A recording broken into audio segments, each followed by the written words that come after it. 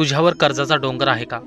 रात्री तुला झोप लागत नाही, मन सतत भीतीने भरलेलं आहे.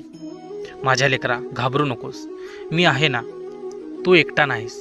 तुझ्या डोक्यावरचं ओझं मला दिसतंय, तुझ्या मनातील ताण मला जाणवतोय. पैशाचं कर्ज फेडणं कठीण नसतं.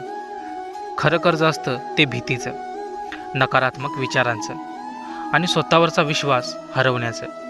तू रोज चिंता करतोस, पण चिंता करून कधी संकट दूर झालं आहे का? आजपासून एक गोष्ट लक्षात ठेव, जिथे श्रद्धा असते तिथे मार्ग आपोआप तयार होतो. मी तुला सोडलं नाही, तू स्वतःला हरवलं आहेस. उद्यापासून नाही, आत्ताच, या क्षणी तुझं मन शांत कर. दर सकाळी उठून माझं नाव घे, श्री स्वामी समर्थ, श्री स्वामी समर्थ.